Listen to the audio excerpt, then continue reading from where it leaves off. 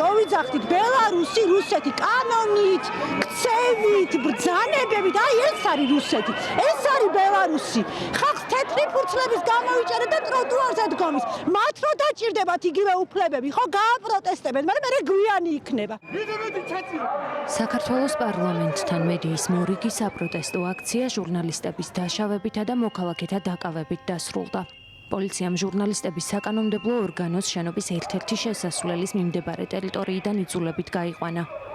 ზეა ამაღლობელის მხარდამჭერ აქციაზე მისული ჟურნალისტები საპოლიციო დანაყოფებს ეუბნებოდნენ, რომ გზას არ გადაკეტავდნენ. პოლიციამ მათ ტროტუარზე გადაადგილების ნება დართო, თუმცა მიუხედავად ამისა, რამდენიმე წუთში დემონსტრანტები ამავე ტროტუარიდან ძალის გამოყენებით გაიყვანა. 9 აპრილის ქუჩაზე ორი პირი დააკავეს. ონლაინ გამოცემა პუბლიკის ინფორმაციით პოლიციელმა ხელი დაარტყა ამავე გამოცემის ჟურნალისტს ნათია ლევერაშვილს, რომელიც აქციაზე სამსახურებრივ მოვალეობას ასრულებდა.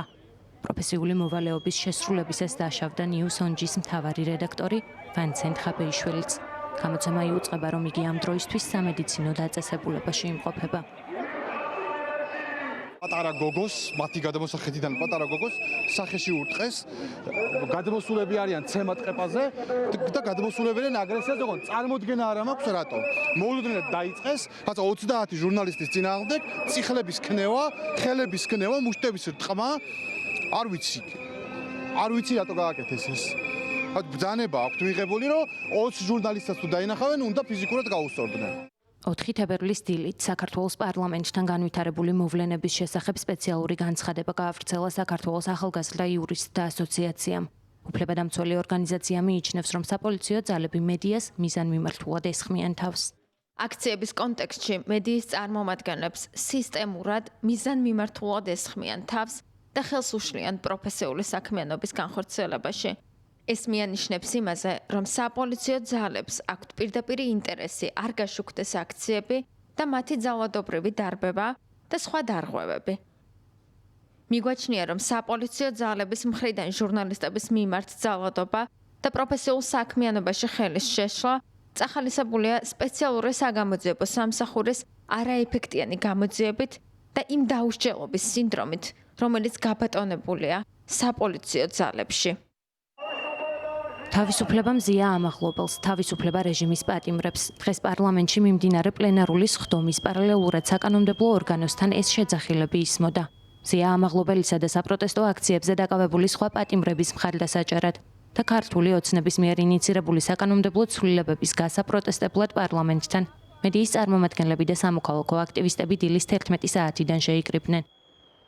მივედით, რომ მოგვეთხოვა მზია ამაღლობელის უპირობო გათავისუფლება, რომელიც არის რეჟიმის ტყვე, სრულიად უკანონოდ იმყოფება ის პატიმრობაში, 24 დღეა შიმშილობს, მის სიცოცხლეს და ჯანმრთელობას ემუქრება საფრთხე. გვინდოდა, რომ ხმა მიგვეწოდინა საჯარო უწყებებისთვის, მათ შორის პარლამენტისთვის, ეგრეთ წოდებული პარლამენტისთვის, რომლებიც იჩენენ წარმოუდგენელ გულგრილობას. საპროტესტო აქციები ბათუმელებისა და ნეტგაზეთის დამფუძნებლის მზია ამაღლობელის გათავისუფლების მოთხოვნით თბილისსა და ბათუმში უწყვეტად იმართება. კოლეგები თუ მოქალაქეები სოლიდარობასა და მხარდაჭერას უცხადებენ ჟურნალისტს, რომელიც 24 დღეა შიმშილობს და რომელსაც 4-დან 7 წლამდე პატიმრობა ემუქრება.